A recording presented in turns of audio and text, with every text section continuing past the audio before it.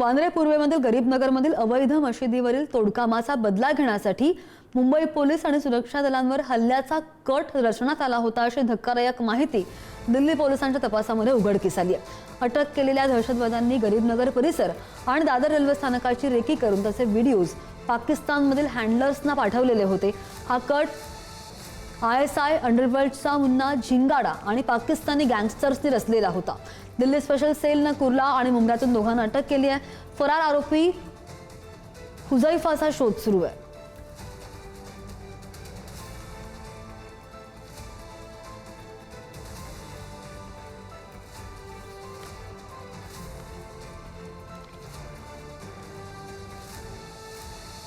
वांद्रे पूर्वेमधील गरीबनगर अवैध मशिदीवरील तोडकामाचा बदला घेण्यासाठी मुंबई पोलीस आणि सुरक्षा दलांवर हल्ल्याचा कट रचला गेला होता अशी माहिती समोर आली आहे। या संदर्भात आणखी जाणून घेणार आमचे प्रतिनिधी सुशांत पाटील आपल्या सोबत आहेत। सुशांत, हा कट समोर कसा आला?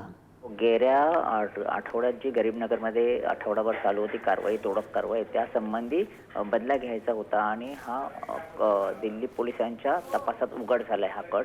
मात्र वांद्रे पूर्व येथील गरीबनगर परिसरातील अवैध मशिदीवरील तोडकामाचा बदला घेण्यासाठी हा कट रचल्याची माहिती उघड झाली आहे। दिल्ली पोलिसांनी अटक केलेल्या आरोपींनी गरीबनगर परिसराची रेकी करून तेथील बंदोबस्ताचा व्हिडिओ आणि छायाचित्रे पाकिस्तानमधील त्यांच्या हँडलर्सना पाठवली होती अशी माहिती उघड झालेली आहे। आणि त्यात मुन्ना झिंगडा हा छोटा शक्तीच्या निकटवर्तीय त्याचा संबंध असल्याचं त्याच्यात उघड झालेलं आहे। दिल्ली स्पेशल सेलने 27 मे रोजी मुंबईतील कुर्ला येथून साजिद महबूब शेख उर्फ अरबाज खान आणि ठाणे जिल्ह्यातील मुंब्र्यातील तौकीर रिजवान शेख याला अटक केली आणि त्यांनी दादर रेल्वे स्थानकाबाहेरील गर्दीच्या पुलाची रेकी केल्याचे यात समोर आलेलं आहे।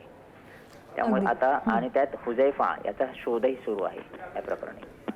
ताजी माहिती घेत राहू सुशांत, धन्यवाद दिलेल्या सगळ्या सविस्तर माहितीसाठी।